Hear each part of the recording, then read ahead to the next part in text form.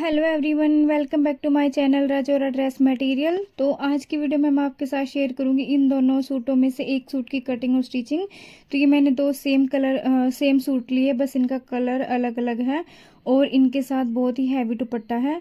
तो इन सूटों की कटिंग और स्टिचिंग मैं अलग अलग वीडियो में शेयर करूंगी। तो आज मैं सिर्फ एक सूट की कटिंग और स्टिचिंग आपके साथ शेयर कर रही हूँ और दोनों सूटों का जो साइज है वो बिल्कुल अलग है।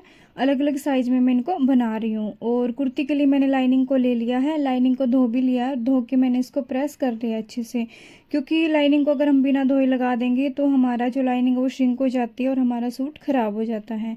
ये इसमें नीचे का कपड़ा है सलवार का, या आप जो भी प्लाजो वगैरह कुछ भी बनाए बॉटम का कपड़ा, और ये ऊपर का कपड़ा है। आगे का अलग है, पीछे का प्लेन जॉर्जेट है, आगे में पूरा ये कढ़ाई का बना हुआ जो चिकनकारी की कढ़ाई होती है वो वाली, और इसके ऊपर वर्क किया हुआ है। सबसे पहले हम आगे के और पीछे के हिस्से को अलग अलग कर लेंगे और फिर सबसे पहले फ्रंट की कटिंग करेंगे आगे के हिस्से की। तो उसके लिए मैंने गले का देख लिया, इसकी गले की चौड़ाई बहुत ज़्यादा है। अगर हम इतनी ही चौड़ाई रखेंगे तो उससे हमारा गला सेट नहीं बैठेगा और चौड़ाई बहुत ज़्यादा हो जाएगी। तो सबसे पहले हम लाइनिंग पे कटिंग कर लेते हैं। मैं एक बार आपको साइज भी दिखा देती हूँ जिस साइज का मैं इसको बना रही हूँ। तो जो कुर्ती की लेंथ है वो 38 इंच रखेंगे, तीरा है, शोल्डर 12 इंच है, चेस्ट 32 इंच है, वेस्ट 28 इंच है, हिप 34 इंच है, और घेरा हमें रखना है 15.5 इंच। तो उसी के अकॉर्डिंग हमें इसको लेना है। कपड़े को हम ये जो लाइनिंग है लाइनिंग के ऊपर कटिंग करेंगे, कपड़े के ऊपर, मेन कपड़े के ऊपर बाद में कटिंग करेंगे। तो सबसे पहले जो लाइनिंग है उसको 4 फोल्ड कर लेंगे और ऊपर से हमें बराबर करके कट कर लेंगे, जिससे कि हमारा कपड़ा बराबर हो जाएगा। तो ये देखिए हमने कपड़े को बराबर कर लिया और बिल्कुल एग्जैक्टली हमें लंबाई का निशान लगाना है। 38 इंच हमारी लंबाई है तो उससे 2 या 3 इंच हमें कम लेना है लाइनिंग में, क्योंकि लाइनिंग हमारी जो मेन कपड़ा होता है उससे ऊंची होती है। मेन कपड़े के बराबर लाइनिंग कभी भी नहीं होती, हमें लाइनिंग को छोटा रखना होता है और मेन कपड़े को थोड़ा बढ़ा के रखना होता है। अब हम तीरे का निशान लगाएंगे 5 इंच पे, और ये मैं स्लीवलेस बना रही हूँ और इसकी जो पट्टी होगी वो बिल्कुल छोटी छोटी 1.5 या 2 इंच की बाकी बचेगी हमारा गला बनने के बाद। उसके बाद हमने 5.5 इंच इसका आर्म होल के लिए निशान लगाया, फिर 5 इंच पे निशान लगा के इन निशानों को आपस में स्केल से हम मिला देंगे। अब हम ऊपर से चेस्ट के लिए निशान लगाएंगे तो हमारा 32 इंच है, 8 इंच का निशान हमारा लगेगा।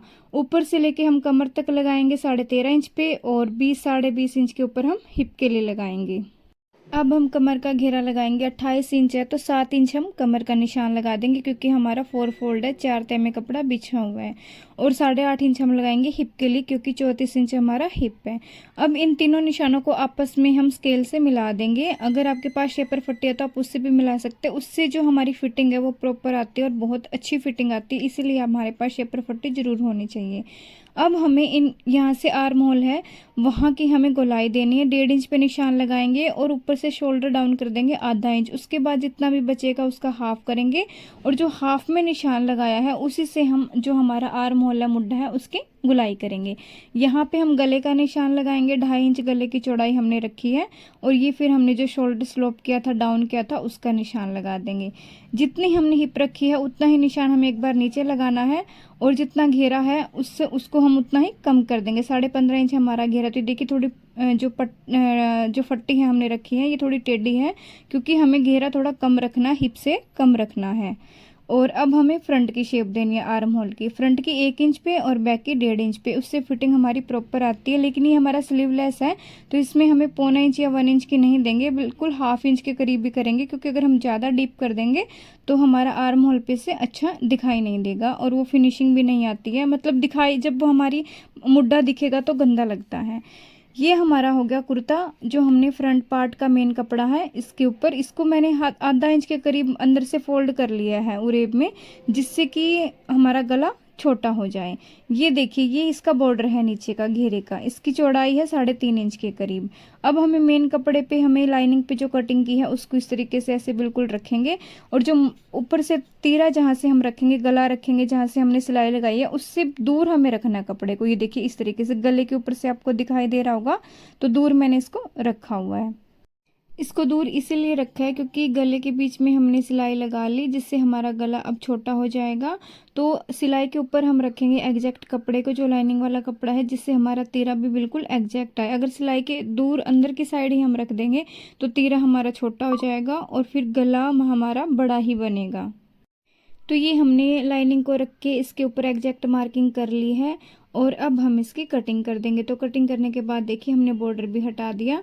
ये हमारी कटिंग हो चुकी है, ये हमारा बॉर्डर है। तो आगे के हिस्से की हमारी कटिंग हो चुकी है। अब हम करेंगे पीछे के हिस्से की कटिंग। पीछे के हिस्से को डबल फोल्ड में इस तरीके से बिछा लेंगे और फिर लाइनिंग को भी हम रख लेंगे। पीछे का हिस्सा हमारा लंबाई में थोड़ा ज़्यादा कट होगा क्योंकि इसमें ना हमारा बॉर्डर अटैच हो रहा है और ना ही हमारी नीचे का जो फोल्ड करने के लिए होता है उसका मार्जिन भी हमें अलग से लेना है। तो ये देखिए मैंने पहले 3 इंच का निशान जो पूरी लंबाई है वहाँ तक लगा लिया और फिर 2.5 से 3 इंच का नीचे फोल्ड के लिए लगा लिया और अब हम एग्जैक्ट मार्किंग करके इसको कट कर लेंगे। तो देखिए मैंने इसके एग्जैक्ट मार्किंग करके इसको कटिंग कर ली है। तो ये हमारा बैक हिस्सा कटिंग हो चुका है और वो हमने फ्रंट हिस्सा कट कर दिया था। अब हम इसकी प्लाजो की कटिंग करेंगे। नीचे से जो हमारा बॉटम होता है प्लाजो पैंट का, तो कपड़े को डबल फोल्ड बिछा लेंगे, ऊपर से बिल्कुल बराबर कर लेंगे हम कपड़े को और फिर इसकी मार्किंग करेंगे। ये हम प्लाजो पैंट बना रहे हैं, जो जेंट्स पैंट होते हैं उसी टाइप का ये हमारा बिल्कुल एग्जैक्टली बनता है। तो जो भी प्लाजो पैंट हम बनाते हैं उसमें फ्रंट और बैक अलग अलग कट होगा। अगर हम पैंट की टाइप का बना रहे हैं तो इसका हम फ्रंट और बैक को अलग अलग कट करेंगे। अब हम करते हैं इसकी मार्किंग। ऊपर से 1 इंच छोड़ दिया क्योंकि हमारा 1 इंच ऊपर की साइड जो इलास्टिक होता है, बेल्ट होती है, वो हमारी आती है। उसके बाद हमने एग्जैक्ट लंबाई का निशान लगाना है। तो यहाँ पे हमारी लंबाई की जो तैयार लंबाई है वो 34 है। तो 34 का ये निशान मैंने इसके ऊपर लगा लिया। अब इस निशान को हम स्केल से सीधा स्ट्रेट मिला देंगे और 3 इंच नीचे अलग से रखेंगे मार्जिन के लिए। वो हमारा मोड़ने के लिए होता है, जो नीचे से हम कपड़े को फोल्ड करते हैं, मोड़ते हैं मोहरी की साइड से, वहाँ से हमने 3 इंच एक्स्ट्रा लिया है। तो ये हमारी एग्जैक्ट लंबाई कट हो चुकी है, लंबाई का निशान लग चुका है और भी साथ में इसमें हमने मार्जिन भी रख लिया। हिप 34 इंच है और जो बेल्ट होती है, जो बेल्ट बांधते हैं, वो 28 इंच है। तो हमें 2 ही नाप इसमें सबसे ज़्यादा ज़रूरी होते हैं। सबसे पहले हमें लंबाई 3 नाप पे, सबसे पहले लंबाई, दूसरा हिप और तीसरा हमारा बेल्ट। तो हमारा हिप है 34 इंच, उसका चौथा हिस्सा करेंगे 8.5 इंच आएगा। 1 इंच हम प्लस रखेंगे मतलब उसकी फिटिंग में। जब 1 इंच हम प्लस लेते हैं जिससे हमारा जो फिटिंग की भी प्रॉपर आती है। आप 2 इंच भी ले सकते हैं, 2.5 इंच भी ले सकते हैं अगर आपको लूज चाहिए, लेकिन मैं यहाँ पे 1 इंच ले रही हूँ। 8.5 तो 9.5 इंच का हम लेंगे जिससे हमारे उठने बैठने में प्रॉब्लम नहीं होती। और 1 इंच तो हमें प्लस करना ही करना होता है लूजिंग के लिए। तो ये हमने देखिए लगा लिया 9.5 इंच का निशान। और अब हम लगाएंगे बेल्ट। जितना हमारा बेल्ट है उसका चौथा हिस्सा करेंगे और उसमें हम 1.5 इंच प्लस करेंगे, 1 या 1.5 इंच। तो ये हमारा बेल्ट 28 इंच है, इसका चौथा हिस्सा 7 इंच आएगा। 7 इंच में 1.5 इंच प्लस करेंगे तो 8.5 इंच आएगा।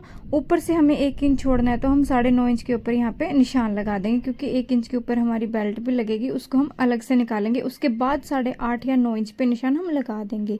अब यहाँ से हम गोलाई कर देंगे और ये आसन के लिए हमें 2.5 इंच एक्स्ट्रा लेना है। ये देखिए ये वाला 2.5 इंच जो मैंने लिया, ये 2.5 इंच एक्स्ट्रा लेंगे।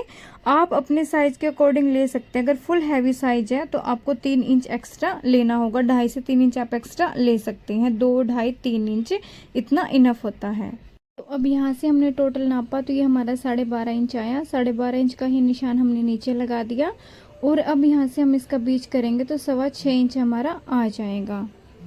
और ये 6.25 इंच वाला निशान हमें बिल्कुल ध्यान रखना है। अब ऊपर की साइड भी हम 6.25 इंच पे निशान लगाएंगे और ये 6.25 इंच की ये देखिए इस तरीके से। और यहाँ पे हम डाट डालेंगे 5.5 या 6 इंच पे।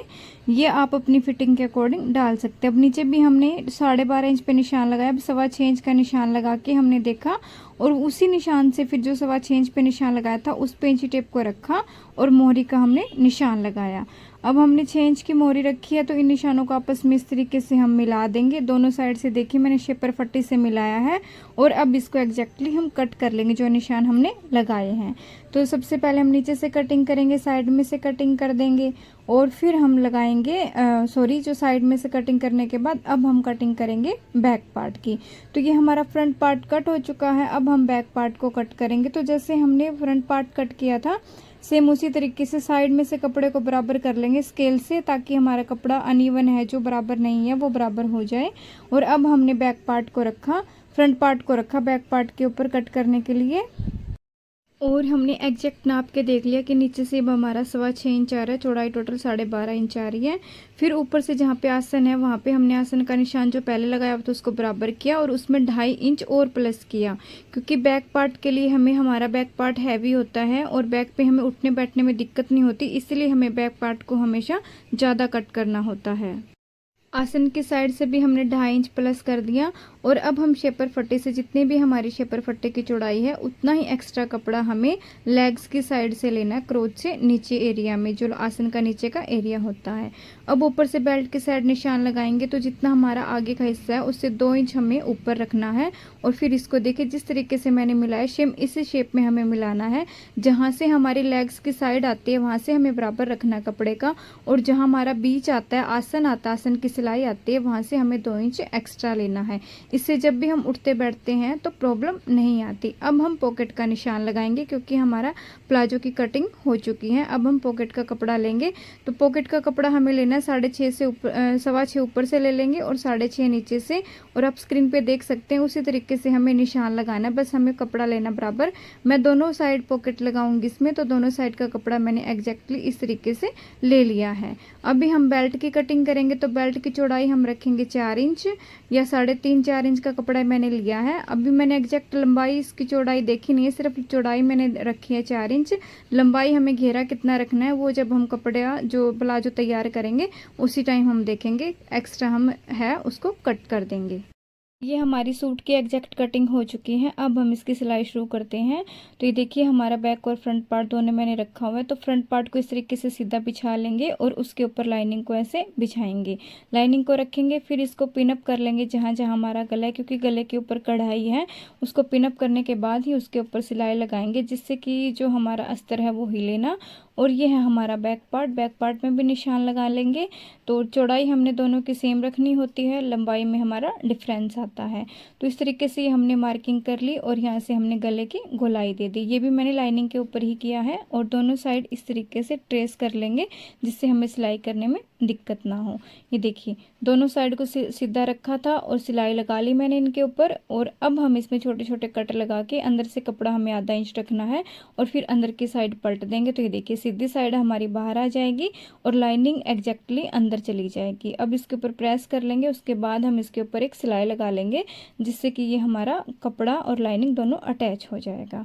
तो ये देखिए इस तरीके से ये हमारे साइड में से हमने इसका कच्चा कर लिया। अब इस पे ये बॉर्डर लगाएंगे जिससे इसकी लंबाई पूरी हो जाएगी। तो बॉर्डर लगाने से पहले हम नाप लेंगे और उस निशान को एग्जैक्ट लगा लेंगे। 1.5 इंच का कपड़ा ये नीचे बचा है, उसके ऊपर ऐसे बॉर्डर को रखेंगे और सीधी सिलाई लगा लेंगे। प्रेस कर लेंगे सबसे पहले बॉर्डर के ऊपर जिससे हमारा बॉर्डर बिल्कुल सीधा हो जाएगा। और इसी तरीके से हमने बैक पार्ट को भी तैयार करना है। बैक पार्ट का जो गला है वो हमने बना लिया, कपड़े को अंदर की साइड डालेंगे, ऊपर से प्रेस करेंगे और फिर हमें फिनिशिंग से मिल जाएगा। ये हमने इसकी कंधी जोड़ ली है, नॉर्मल जोड़ते हैं उसी तरीके से।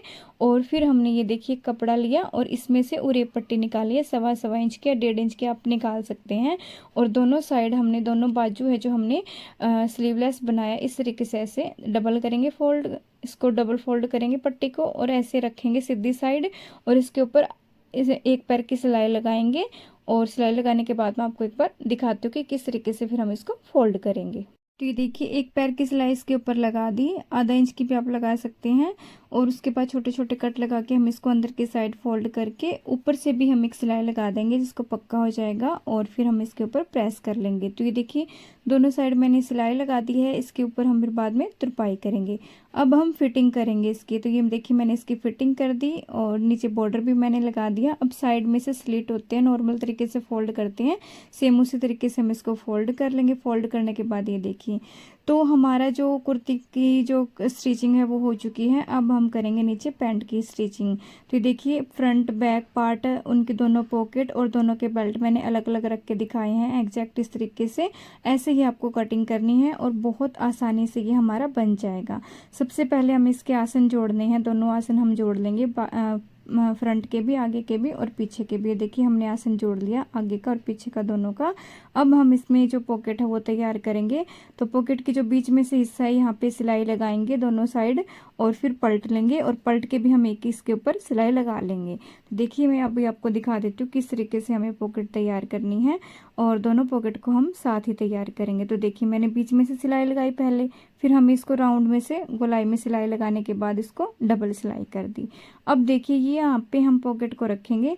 हमें सीधी साइड से इस तरीके से पॉकेट जैसे मैंने बिछाई है, आपको वैसे ही एग्जैक्टली पॉकेट को बिछाना है। ऊपर से हमें 2.5 इंच का निशान लगाना है। ये देखिए ऐसे। अब यहाँ पे 5.5 या 5 इंच की हमें हाथ डालने की जो जगह होती है वो छोड़नी है।